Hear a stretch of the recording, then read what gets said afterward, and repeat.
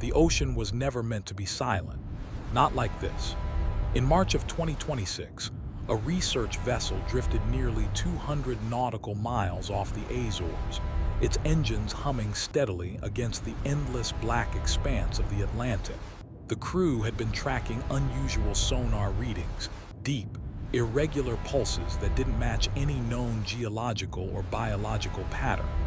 At first, they thought it was a malfunction. Then they thought it was something natural.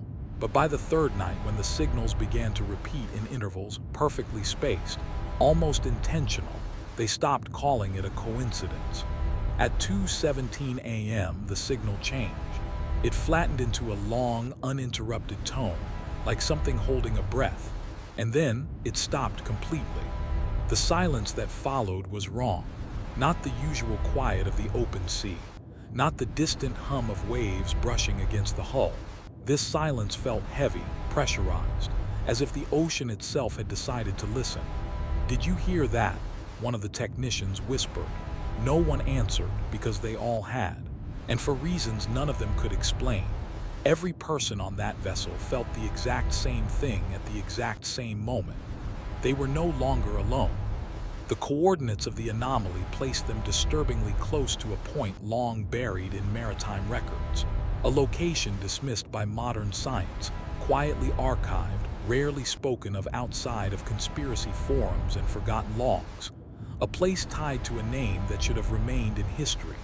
The Mary Celeste. At first, no one mentioned it, but the moment the captain cross-checked the coordinates against old shipping charts, his expression changed. Subtle, controlled, but enough. "Run it again," he said. The technician hesitated. "Sir, the signal, it's gone." "Then find it." Outside, the fog had started to roll in. It came without warning.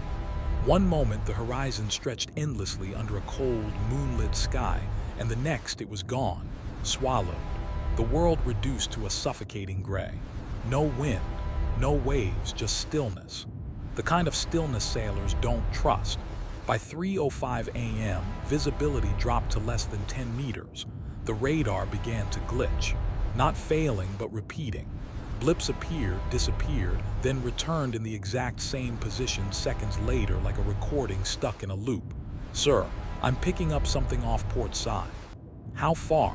"Hard to say. It's not moving." The captain stepped forward, eyes narrowing into the fog. "Turn the lights." The floodlights cut through the mist in long, pale beams, and for a moment nothing, just white. Then something shifted, not the fog, something inside it. A shape, large, still, waiting. "Bring us closer," the captain said quietly. No one argued. As the vessel inched forward, the shape began to take form. Wood, masts, rigging, impossible. "No way," someone whispered. Because every person on that deck knew exactly what they were looking at, and it should not have been there. Not in 2026. Not in open water. Not at all. The ship drifted in silence. Aged wood darkened by time and sea, its sails tattered yet somehow intact. No lights, no movement, no sound, just presence. The name was barely visible on the stern, faded but unmistakable beneath layers of decay. Mary Celeste. No one spoke for several seconds, because there was only one explanation, and none of them were ready to accept it. "That's not possible," the technician said, his voice cracking slightly. "Stay focused," the captain replied, though his tone had lost its certainty. "Prepare a boarding team." The words hung in the air. No one moved, because something felt wrong. Not just the ship, not just the fog, the silence. It was deeper now. Thicker, as if sound itself refused to exist near it. "Did we lose comms?" someone asked. "No, everything's working."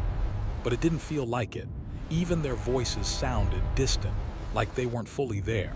The boarding team assembled slowly.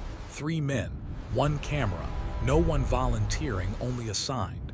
As the small boat lowered into the water, one of them hesitated. "You feel that?" he asked. "What?" He looked out toward the ship again.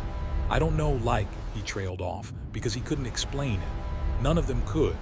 The closer they got to the Mary Celeste, the stronger it became.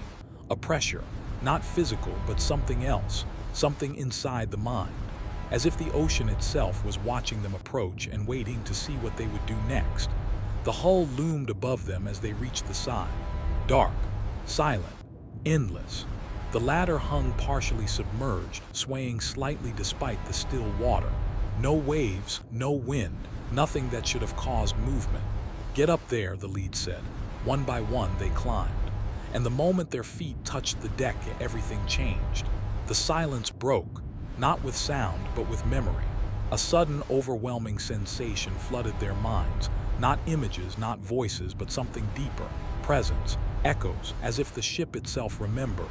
One of them staggered slightly. "You okay?" "Yeah, just dizzy." But it wasn't dizziness. It was something else, something pulling at the edges of thought. The deck creaked beneath their feet. Old wood, but not abandoned, not empty. That feeling returned, stronger now. They were not alone. "Keep moving," the lead said, raising the camera. The beam of light cut through the darkness of the ship's interior. Dust, decay, but no bodies, no signs of struggle, just absence. Exactly as it had been recorded over a century before. Untouched, unchanged, waiting. They moved deeper inside, every step echoing too loudly, every breath feeling borrowed. Then they found it, the logbook, sitting on a table, as if someone had just left it there. The pages were worn, fragile, but intact. And when they opened it, the date written on the final entry didn't match history. It didn't match any known record. It didn't match reality, because it wasn't from 1872. It was from 3 days ago. The man holding it froze. That's not possible. But before anyone could respond, a sound. Faint, below them. A knock, soft, deliberate. 3 times, everyone went still. No one breathed, because the sound hadn't come from the ocean. It had come from inside the ship, from below deck, and whatever was down there had just realized they were not alone. The knock came again, slow, measured, 3 times. No one moved, no one spoke. The air itself felt suspended, thick and unmoving, as if the ship had sealed them inside a moment that refused to pass. Did you hear that?" One of them whispered, though the question was unnecessary. They had all heard it, and worse, they had all felt it. Not just the sound, but the intention behind it. Something below them wasn't just making noise. It was responding. The lead slowly raised a hand, signaling silence, though silence had already consumed everything. He stepped closer to the hatch that led beneath the deck, each footfall unnaturally loud against the ancient wood. Another knock, this time closer. Not louder, closer. As if whatever was down there had moved. A thin line of darkness stretched between the hatch and its frame. It wasn't open, not fully, but it wasn't sealed either. Just enough space for something to watch through. The camera trembled slightly in the operator's hands as the beam of light focused on it. "Open it," the lead said. No one responded. "Open it?" The second man stepped forward, slowly reaching for the handle. His fingers hovered for a moment, as if waiting for something to stop him. Nothing did. He pulled. The hatch creaked open with a long, dragging sound that seemed to echo far deeper than the space allowed. And then nothing. No movement, no figure, just darkness, thick, absolute. The light from the camera barely pushed against it, swallowed almost immediately as if the space below refused to be seen. "Hello," the lead called out. His voice didn't echo, it just disappeared. And that was worse, because ships echo, always, but this one didn't. "Someone's down there," the third man said, his voice tight. "There has to be." Another silence. Then a sound, not a knock this time. A step, slow, deliberate, rising from below. The men froze. Every instinct screamed at them to move, to leave, to get back to the boat, to the vessel, to anything that felt real again. But they didn't, because something else had taken hold. Curiosity or something stronger. The step came again, closer now. Then another and another, until it stopped, right beneath the hatch, right beneath them. No one breathed. And then the darkness shifted, not like something moving through it, but like the darkness itself had changed shape. The light flickered. The camera glitched for a split second, and in that moment something was there, not fully visible, not fully formed, but enough. A silhouette, too tall, too still, watching. The third man stumbled back. "Did you see that?" The lead didn't answer because he had.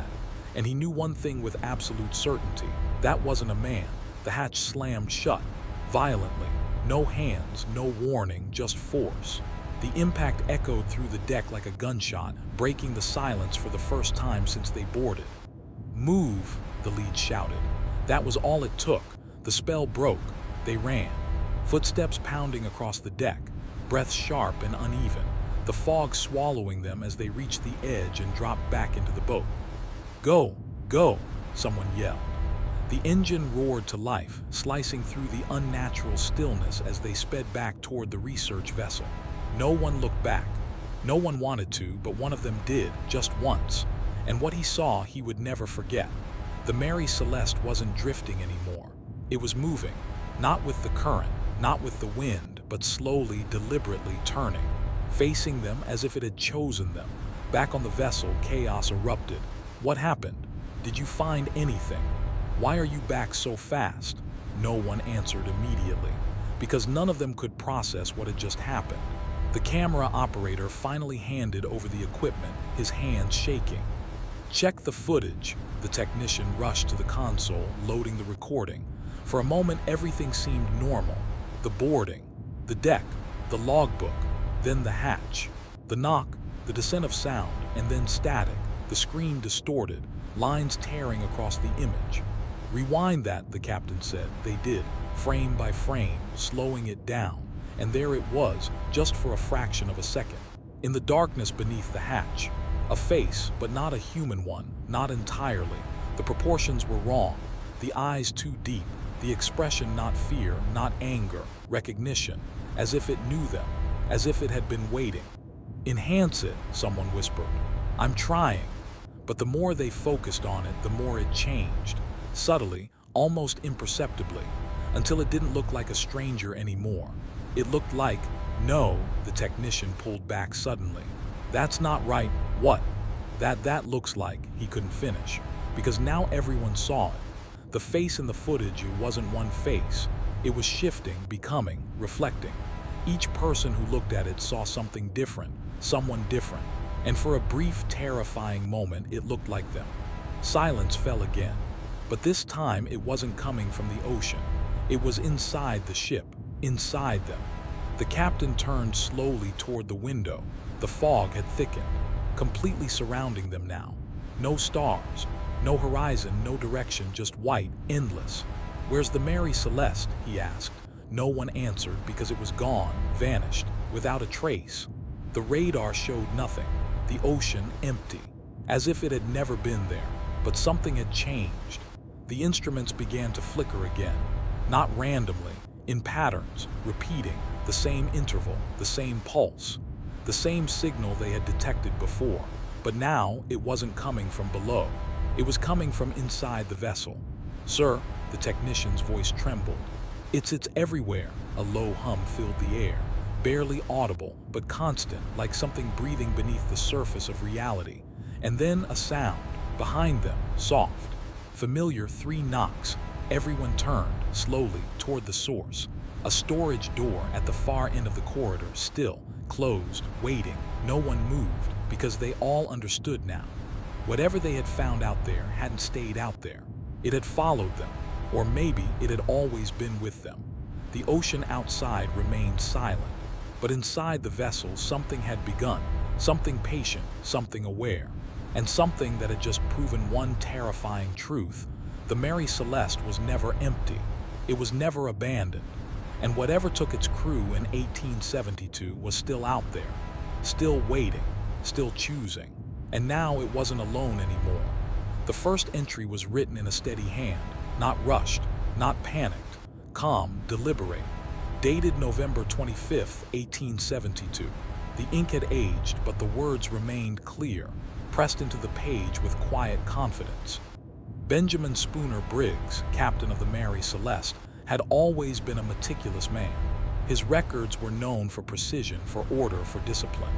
Which is why what followed made no sense, because the next entry was not written by him.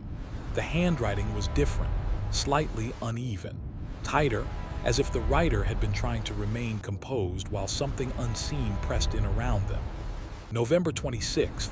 The sea remains calm, too calm. No wind since dawn. The crew has begun to notice the silence. The words trailed slightly at the edge as though the writer had paused, listening. The ocean feels wrong. The page ended there. No signature, no name. Back in 2026, the crew stood frozen around the console as the translated transcription scrolled slowly across the screen. Why wasn't this in the original records? One of them asked. It wasn't found, the technician replied quietly. At least not officially. The captain didn't respond. His eyes remained fixed on the screen. Keep going. The next entry appeared. November 27th, something woke me last night. Not a sound, but the absence of one. I stepped onto the deck and found the captain already there. He said nothing, just stared into the water. A pause in the text. Longer this time, as if he was listening. The room felt colder, not physically, but perceptibly. The kind of cold that settles behind the ribs. November 28th, we have begun to hear it. At first we thought it was the hull or the ropes, but it comes from below. 3 knocks, always 3, never more. Never less. The technician stopped scrolling. No one told him to, he just couldn't continue for a moment, because every person in that room had heard the same thing. 3 knocks. The captain finally spoke. Continue. The next entry appeared slowly, each word dragging into existence like it didn't want to be read. November 29th. The captain has ordered the lower hold sealed. No one is to go below. Not after what Thomas claimed to have seen. Who's Thomas? Someone asked. No idea, the technician whispered, but the log answered. Thomas says there is someone down there, not hiding, not trapped, waiting. Silence swallowed the room again. November 30th. The knocks have moved. They are no longer below us. The line sat there, heavy, unfinished.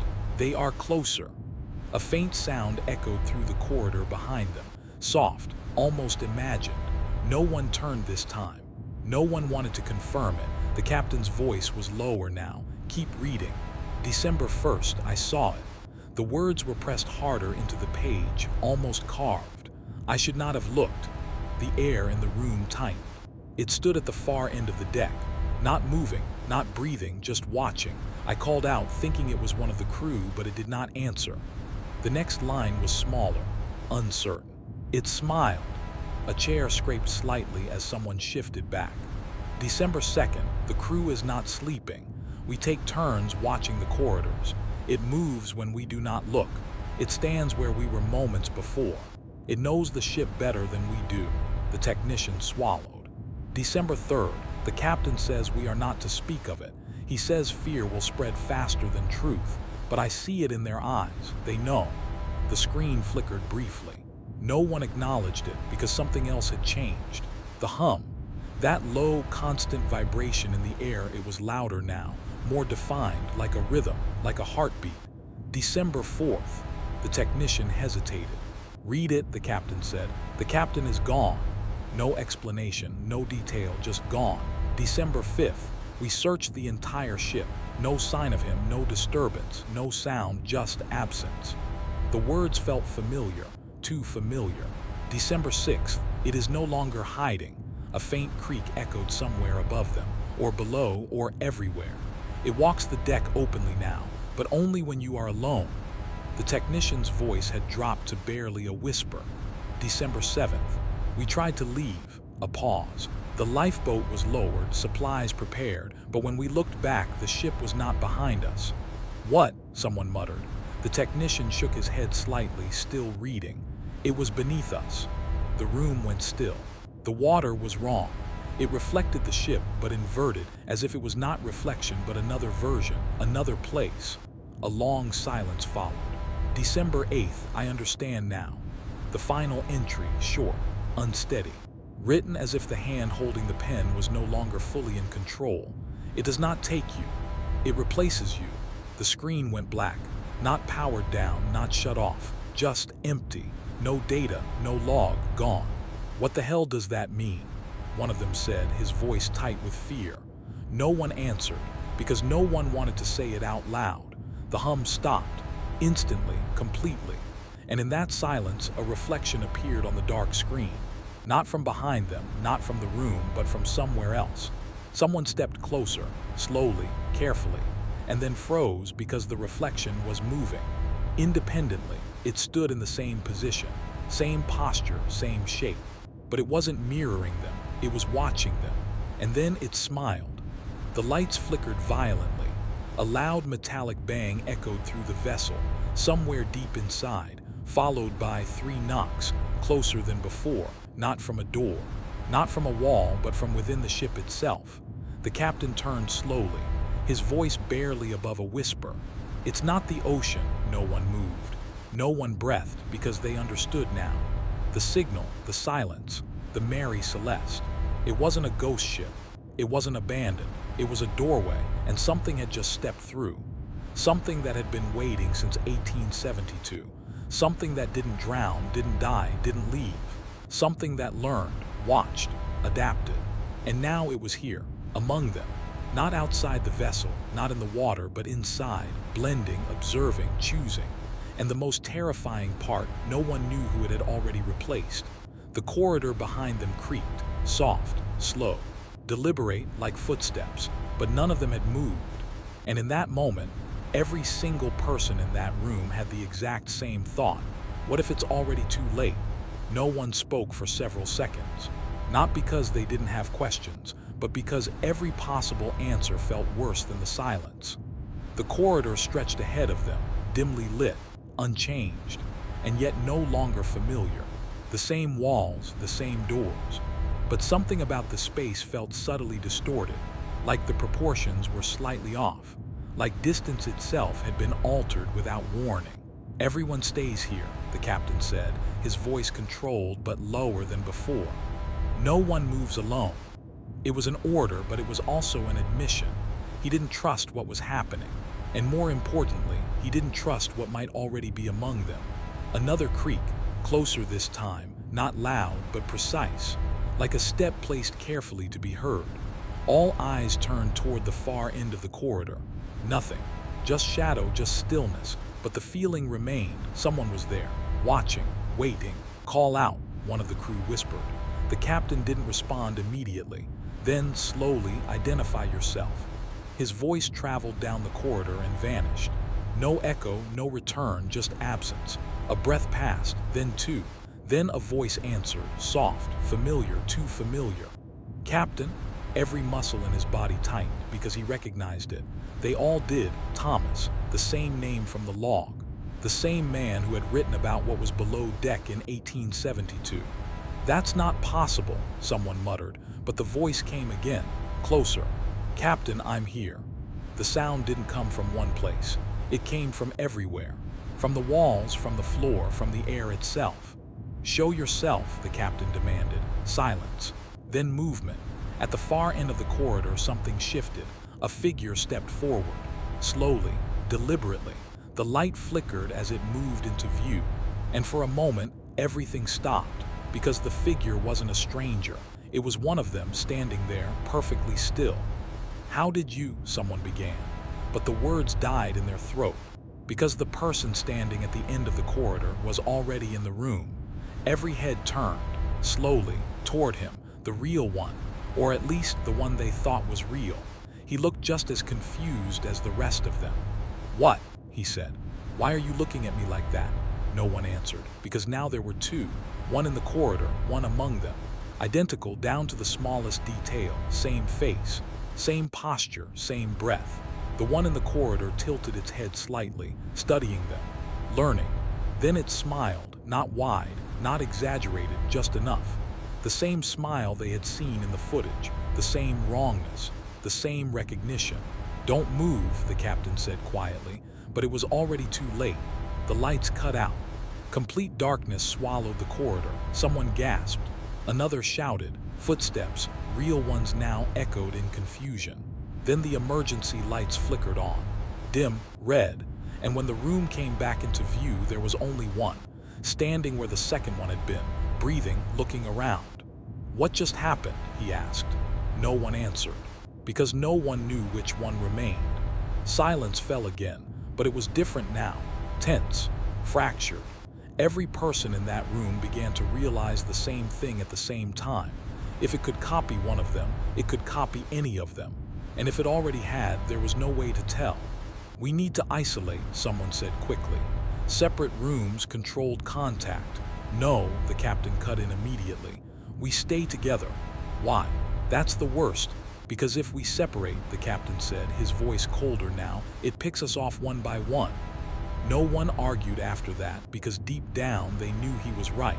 A faint hum returned, soft at first, then growing. Not mechanical, not electrical, organic, like something alive. The walls seemed to vibrate with it. The floor beneath their feet felt unstable, like standing on something breathing. "Sir," the technician whispered. The instruments, they turned. The screens had come back to life, but not with data, with patterns, repeating symbols, endless loops, and at the center of it a shape. Not defined, not fixed, but familiar. The outline of a ship, the Mary Celeste, but it wasn't floating. It was sinking, slowly, endlessly, into darkness.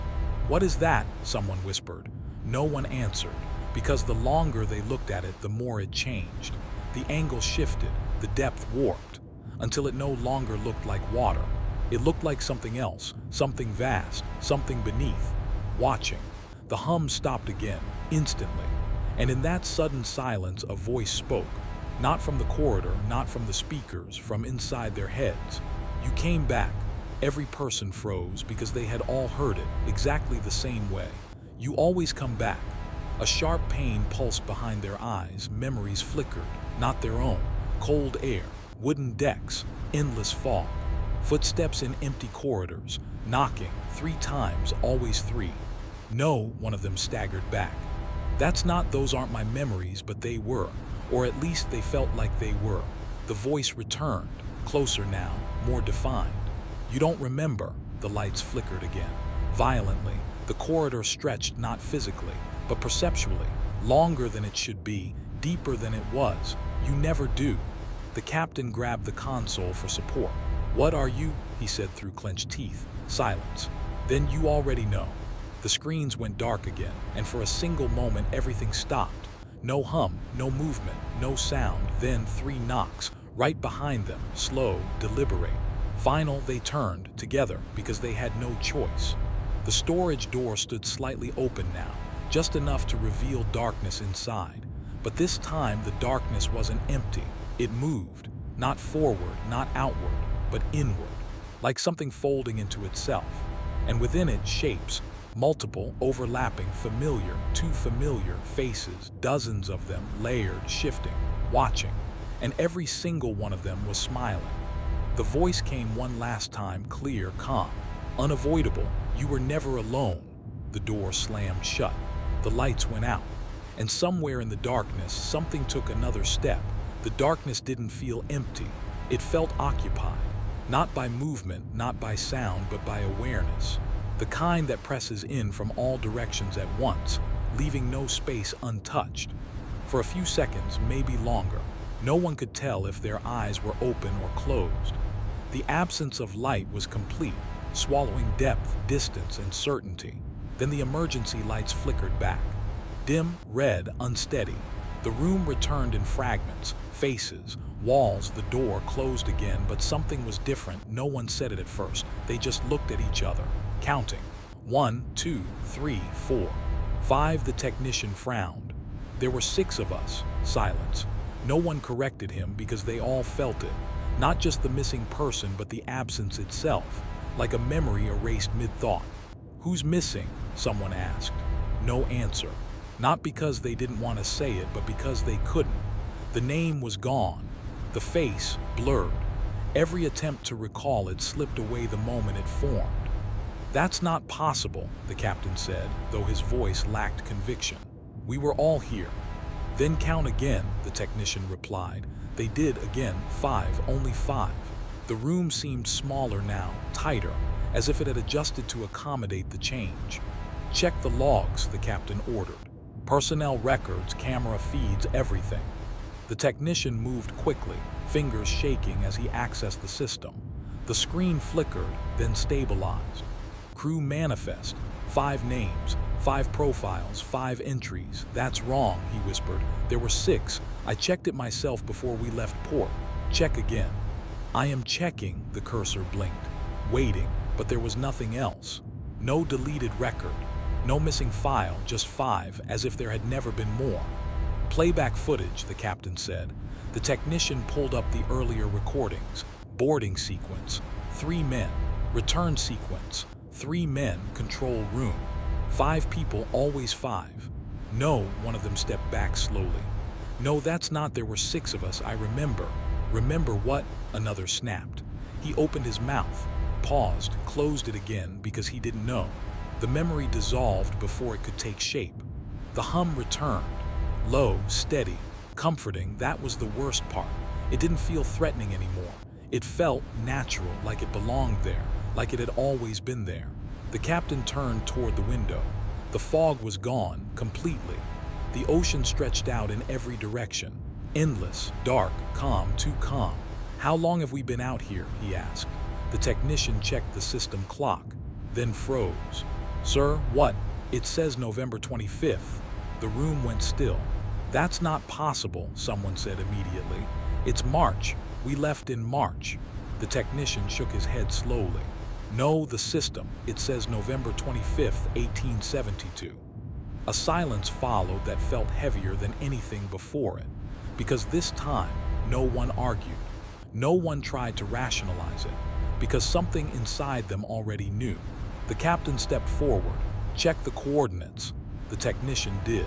The numbers appeared on screen, exact, precise, matching a location etched into maritime history, the same location where the Mary Celeste had been found, drifting, abandoned, or so they believed. A soft creak echoed behind them. Wood, not metal, not steel, wood, old, weathered. The captain turned slowly. The walls were changing, not dramatically, not instantly, but subtly. The clean lines of the modern vessel began to fade. Edges softened, surfaces darkened, panels warped, until the metal around them no longer looked like metal. It looked like timber. A rope swung gently from the ceiling. There had been no rope before. Stay together, the captain said, though his voice was quieter now, uncertain. But even as he spoke, the floor beneath them shifted. The vibration changed, no longer mechanical. Now it creaked, like a ship at sea. The technician backed away from the console. Sir, the system, the screen flickered, then went dark. And when it came back, it wasn't a digital interface anymore. It was paper, ink, a logbook sitting on the same table, waiting. The captain approached it slowly. His hand hovered over the page. Then, almost involuntarily, he turned it. The writing was fresh, wet. The ink glistened slightly under the dim light. The entry had already begun. November 25th, 1872. His breath caught, because he recognized the handwriting. It was his. The next line formed as he watched, letters appearing slowly, as if written by an invisible hand, or by something guiding his own. The sea remains calm. He stepped back sharply. No, but the writing continued. The crew has begun to notice the silence. One of them spoke behind him. Captain, he turned and froze, because standing at the far end of the room was another version of him, wearing older clothes, weathered, tired, eyes hollow, but unmistakably him, from another time or another place. You understand now, the other captain said quietly.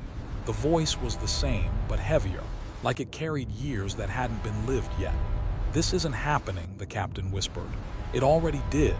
The other stepped closer. The wood beneath his feet creaked. This is where it begins. No, this is where it ends. The other captain shook his head slowly. There is no end. The room felt larger now, or maybe they were smaller, or maybe space itself had lost meaning. The ocean outside darkened, not with night, but with depth, as if the water was no longer just water, but something else entirely. You don't leave, the other captain continued. You don't escape. You don't disappear. Then what happens to us? Someone asked, their voice barely holding together. The other captain looked at all of them, one by one, studying, recognizing. You become part of it. Silence. You replace the ones who came before. A realization spread through the room, slow, Cold, unavoidable, the missing crew, the erased memory, the shifting faces. They didn't vanish, the captain said quietly. No, the other replied. They were rewritten. The hum deepened. The ocean outside pulsed slightly, like something vast had shifted beneath it. You felt it when you boarded, the other captain said. That wasn't fear. Then what was it? Recognition. The word landed heavily, because it explained everything.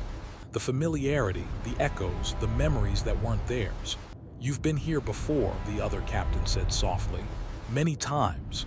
The room fell silent, not empty, but complete, like a pattern finally closing. The logbook behind them turned another page. The writing continued, unstoppable, unchanging. The captain has ordered the lower hold sealed. The same words, the same entry, the same moment, repeating, forever. The other captain stepped back slowly, returning to the shadow. This is the part where you forget, he said. No, someone stepped forward. Wait, but the lights flickered violently. The room blurred, the shapes distorted, and the world reset. The ocean stretched out endlessly, calm, silent. A ship drifted alone in the distance. A research vessel, modern, still, waiting. Inside it, 5 crew members stood quietly, watching the horizon. None of them spoke, because there was nothing to say. One of them frowned slightly. Feels like we're missing something. Another shook their head. No, it's just the silence. They stood there for a moment longer, then turned back toward the ship, unaware, unchanged, or so it seemed. Far beneath them in the deep something moved. Slow, patient, endless, and somewhere a knock echoed. 3 times, always 3.